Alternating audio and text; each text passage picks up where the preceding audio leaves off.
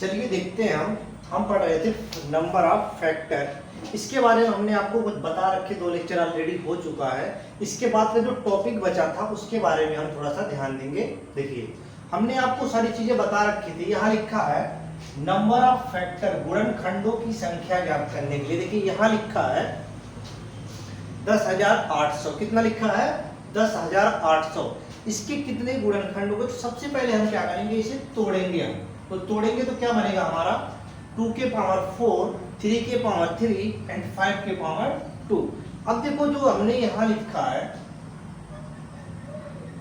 ऐसे ही लिख सकते हो 108 इंटू, यही तो लिख सकते हो। इसको क्या लिख सकते हो 25 इंटू 2 इंटू 2। अब इसको कितना लिख सकते हो आपको पता है, तो इसी तरीके से आप तोड़ के लिख लो सबको।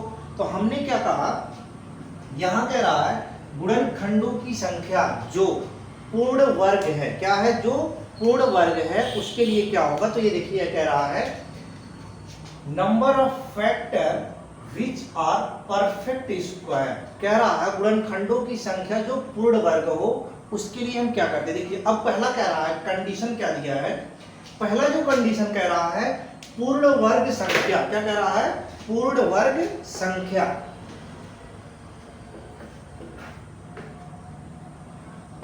क्या कह रहा है हमारा?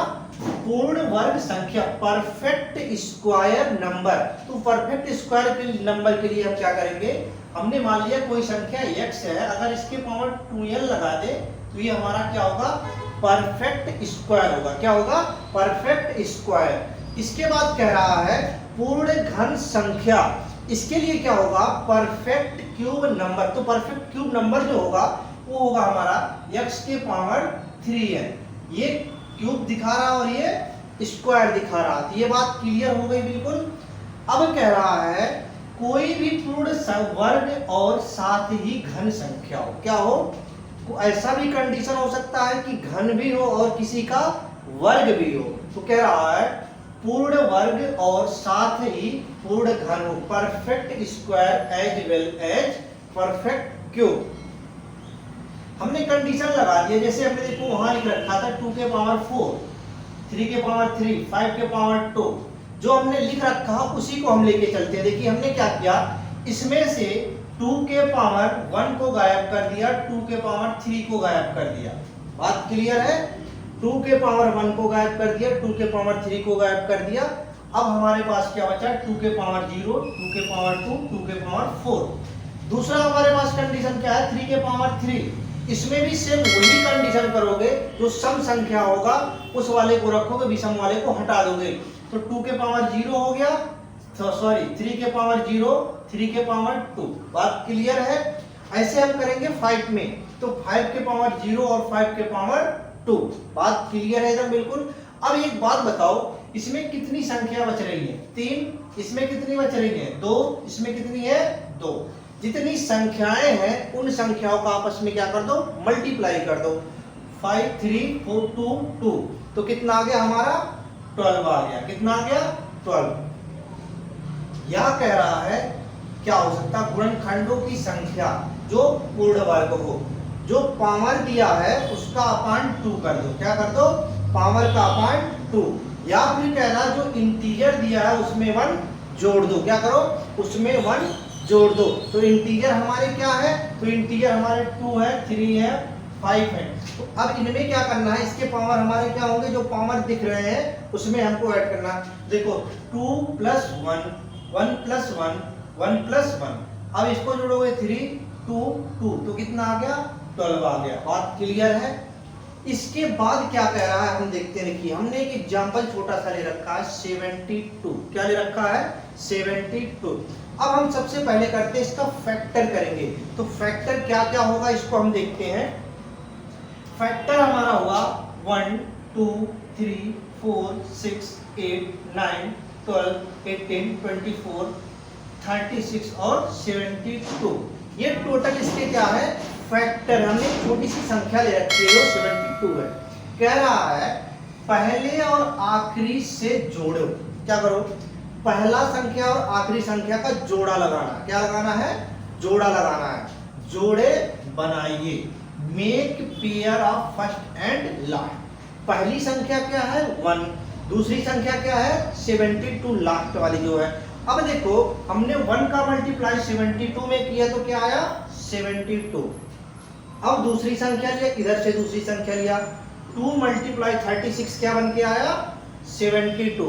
अगली संख्या हमने लिया 3, तो यहाँ पे क्या आएगा 24। 3 मल्टीप्लाई 24 क्या आ गया हमारा आ गया 72 आ गया। बात क्लियर। इसके बाद क्या रहा, हमने अगली संख्या लिया 4, तो 4 के लिए क्या आ जाएगा 18, तो हमने लिया 4 मल्टीप्लाई 18 क्या हो गया 72। अगली संख्या हमने ली 6, तो यहाँ क्या हो जाएगा 12, तो हमने 6 और मल्टीप्लाई 12 किया तो कितना हो गया 72।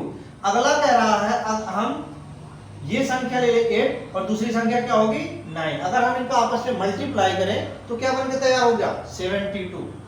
अब देखो कितने पेयर हमारे पास बने 1 2 3 4 5 6, कितने पेयर बने 6। तो जो संख्या हमारा दिया है इसी के पावर क्या लिख दो 6 लिख दो। क्या लिख दो 6। तो ये हमारा क्या हुआ प्रोडक्ट ऑफ फैक्टर, कारकों का गुणनफल जो बनके तैयार हुआ वो क्या हो गया 72 के पावर 6। क्या हुआ 72 के पावर 6।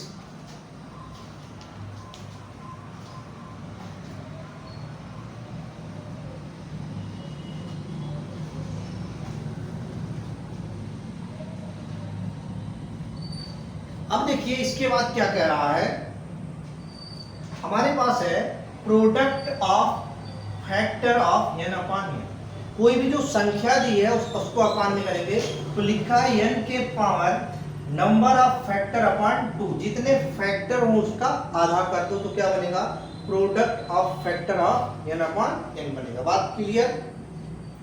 अब देखिए यहां से आपसे क्वेश्चन पूछा जाता है, कैसे पूछा जाता है उसके बारे में ध्यान देना। क्या कह रहा है 1 से लेकर 100 तक पूर्ण वर्गों की संख्या कितनी होती है। तो आपको पता होना चाहिए कितना होता है 1 से लेकर 100 तक पूर्ण वर्गों की संख्या जो होती है वो कितनी होती है 10। ध्यान रखना हमेशा, कभी भी आपसे पूछा जा सकता है, एग्जाम में डायरेक्ट पूछेगा 1 से लेकर 100 तक पूर्ण वर्गों की संख्या कितनी होती है, तो कितना बताओगे 10। हम एक बार देखते हैं होता कैसे है भाई। देखिए परफेक्ट स्क्वायर फ्रॉम 1 to 100। अब देखो पहला तो 1 है, फिर 4 है, 9 है, 16 है, 25, 36, 49, 64, 81 एंड 100। टोटल को अगर हम काउंट करें तो कितनी संख्याएं हैं 10। तो ये क्वेश्चन आपसे पूछा जाता है 1 से लेके 100 तक पूर्ण वर्ग संख्याएं होती हैं तो कितना बताओगे 10। कितना बताओगे 10। चलिए हम देखते हैं कहां तक हमने आपको बताया था इसके बारे में। हमने बताया था क्या 1 से लेके 100 तक कितनी पूर्ण वर्ग संख्याएं होती हैं, तो ये हमारा आंसर क्या आया था 10। कितना आया था 10। 1 से लेके 100 तक पूर्ण वर्गों की संख्या कितनी होती है 10 होती है। अब कह रहा है देखो ये हमने 10 निकाल के आपको बता दिया।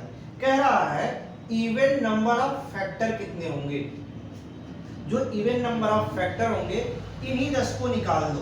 क्या करो 100 में से इन्हीं 10 को निकाल दो तो कितना होगा 90, यानी कि 90 जो होंगे वो इवन नंबर ऑफ फैक्टर बन के तैयार होंगे हमारे पास। क्या होंगे इवन नंबर ऑफ फैक्टर कितने 90 हो गए।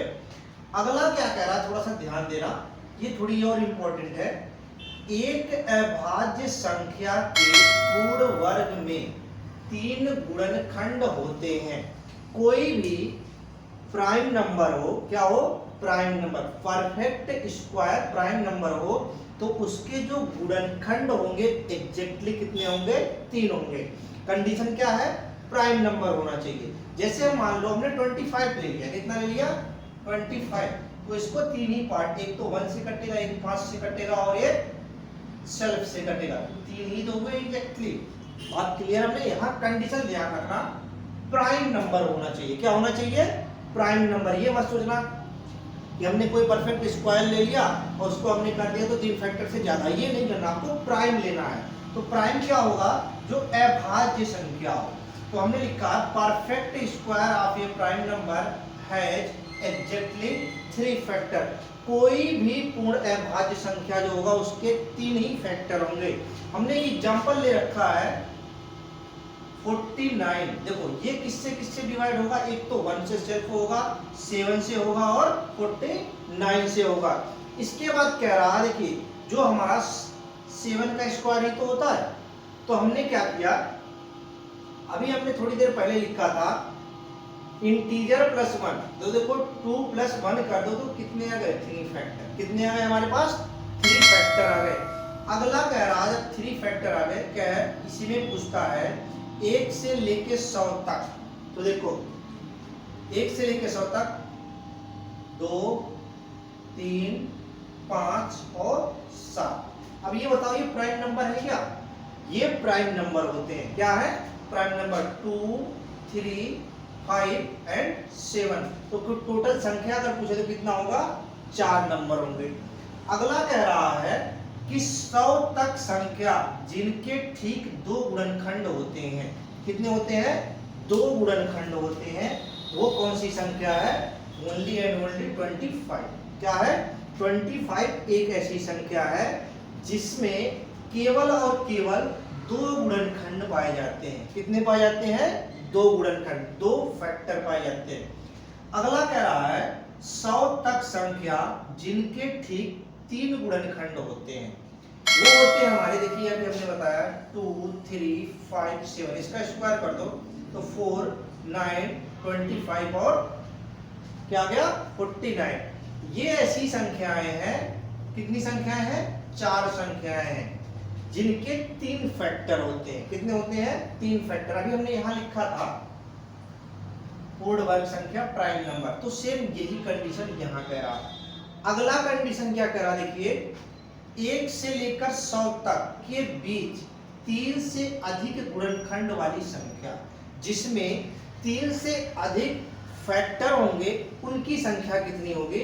तो हम क्या करेंगे, देखिए यहाँ पे 9 को आप और इसको छोड़ दो, हमारे पास क्या है 1 4 और 25। क्या है 1 4 और 25 एक ऐसी संख्या है जिनके, देखो ये इसके तो सेल्फ में होते हैं, इसको भूल जाओ। इसके कितने होते हैं, इसके 3 होते हैं और इसके कितने भी होते हैं। तो ये सब संख्या क्या है, 100 में से इनको घटा दो, इसको घटाओगे तो कितना हो गया 30 हो गया। तो 30 में से 100 में से 30 घटाओगे कितना आ गया 70। यानी कि 70 नंबर ऐसे होते हैं जिनमें 3 से ज्यादा फैक्टर पाए जाते हैं। कितने पाए जाते हैं, 3 से ज्यादा फैक्टर। एक बार आपको दोबारा से बता दो, देखिए अब एक चीज और ध्यान रखना, नोट थोड़ा सा ध्यान रखना, जो एक होता 1 उसके केवल और केवल एक फैक्टर होता है। कभी कभी पूछ लेता है वह कौन सी संख्या है जिसके केवल और केवल एक फैक्टर है, तो उसका आंसर क्या होगा, 1 होगा। क्या होगा, हाँ 1। एक बार दोबारा से आपको बताता हूं, देखिए कोई भी संख्या है 1 से लेकर 100 तक पूर्ण वर्ग संख्या जो होती है वो कितनी होती है, संख्या 10। बात क्लियर है। इवन नंबर ऑफ फैक्टर कितने होंगे, 100 में से 10 को घटा दो 90 होंगे। अगला कह रहा एक अभाज्य संख्या के पूर्ण वर्ग में 3 गुणनखंड होते हैं। ये बात देखो हमने एक ले लिया, कोई भी प्राइम नंबर होना चाहिए, तो 1 7 और 49, तो हमने ये कर दिया। ये आ गया हमारे पास 3 फैक्टर। अब देखो 1 से लेके 100 तक 2 3 5 और 7। अब इसका स्क्वायर करोगे 4 होगा, इसका 9 होगा, इसका 25 और इसका 49। ये हमारे क्या है, प्राइम नंबर है, 4 प्राइम नंबर होंगे। कह रहा है 100 तक संख्या जिनके ठीक 2 गुणनखंड होते हैं, वो एक ही संख्या है, कौन सा 25। 100 तक संख्या जिनके ठीक 2 गुणनखंड होते हैं वो कितने हैं, 25। अगला कह रहा है 100 तक संख्या जिनके ठीक 3 गुणनखंड होते हैं, वो कौन कौन सी संख्या है, 4 9 25 और 49।